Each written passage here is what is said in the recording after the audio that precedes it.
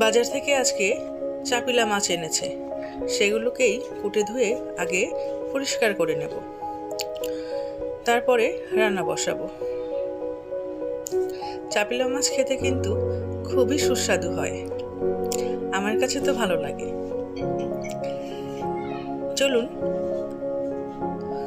কড়াইতে তেল দিয়ে পেঁয়াজ দিয়ে নিয়েছি, সেটাই একটু নেড়ে নিই। এখানে আমি রান্না করব চাপা শুটকি দিয়ে ডাঁটা কুচি ভাজি। ডাঁটার সাথে কিছু আমি আলুও কুচি করে নিয়েছি, মশলাগুলো দিয়ে দিচ্ছি। মশলাগুলো কি হলুদের গুঁড়া, মরিচের গুঁড়া, এই আর কি। একটু গরম পানি দিয়ে নিলাম, কষিয়ে নিচ্ছি।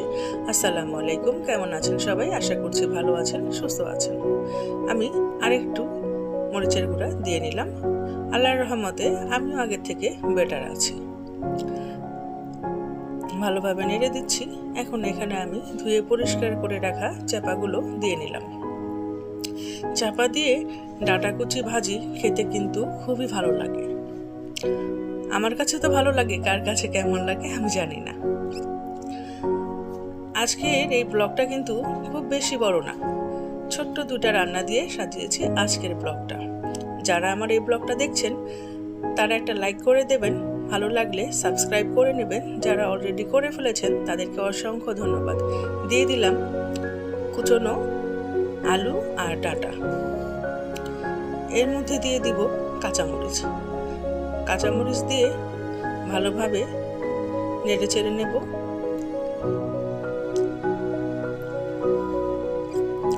এটা হতে বেশি সময় লাগবে না, সামান্য একটু গরম পানিতে আমি অ্যাড করব, করে ঢেকে দেব। আর একটু নেড়ে নিচ্ছি।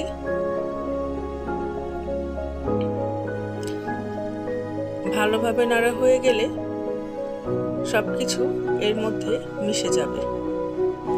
এই তো, সামান্য একটু গরম পানি আমি দিয়ে নিলাম, ঢাকা দিয়ে দিলাম।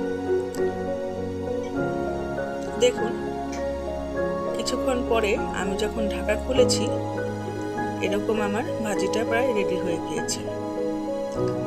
এর ভেতরে কিন্তু কোনো রকম পানি আমি রাখবো না, সম্পূর্ণভাবে শুকিয়ে নেব। এটা খেতে অসাধারণ লাগে, গরম ভাতে এটা খেয়ে দেখবেন। এটা আমি এখন নামিয়ে নিচ্ছি। আরেকটা কড়াই বসিয়ে দিয়েছি চুলায়। এখানে আমি তেল দিয়ে নিলাম, পেঁয়াজ দিয়ে নিলাম, একটু লবণ দিয়ে ভেজে নিচ্ছি। আমি অবশ্য বেশিরভাগ রান্নাতেই পেঁয়াজের সাথেই লবণটা দিয়ে নিই, তাহলে কি হয়, পেঁয়াজটা তাড়াতাড়ি ভাজা হয়। একটু গরম পানি দিয়ে নিলাম। এখন আমি দিয়ে নেব এর মধ্যে মরিচের গুঁড়া, হলুদের গুঁড়া। ভালোভাবে নেড়ে নেব।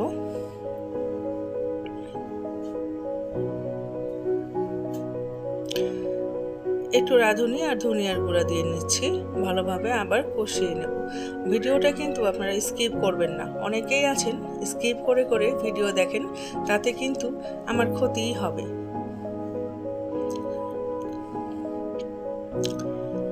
ভালোভাবে কষিয়ে নিচ্ছি।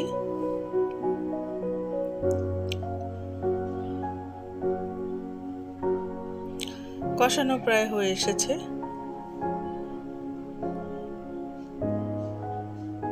এখন দিয়ে দিচ্ছি আলু। এটাকে আমি আলু আর টমেটো দিয়েই রান্না করব চাপিলা মাছটা, সেই জন্যই আলুগুলো আগে কষাতে দিলাম। আজকে আমি তেমন কোনো কিছু করছি না, এই দুটো রেসিপি দিয়ে আজকে আমি আমার মেনুটা সাজিয়ে নিয়েছি দুপুরের। শরীরটা তেমন একটা ভালো না, সেই জন্যই তেমন বেশি কিছু আজকে করছি না। গরম পানি দিয়ে নিয়েছি, এখানে আমি ভালোভাবে গরম পানি দিলাম আলুটা কষানোর জন্য। এখন ঢাকা দিয়ে দিচ্ছি।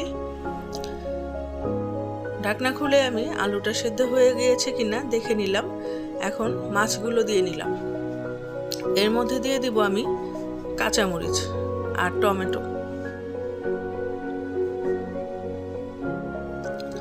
একটু নেড়ে দিচ্ছি।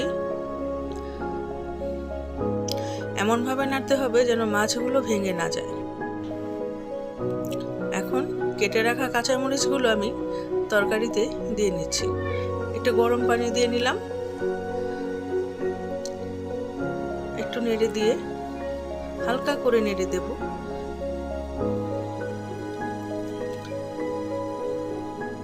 ঢাকা দিয়ে দিলাম। দেখুন আমার তরকারিটা রেডি হয়ে গিয়েছে। এর থেকে বেশি আমি আর শুকাবো না, আমি এইরকম ঝোলঝোলি রাখবো। ভিডিওটি আমি এখানে শেষ করছি। অসংখ্য ধন্যবাদ ভিডিওটি দেখার জন্য। খোদা হাফেজ।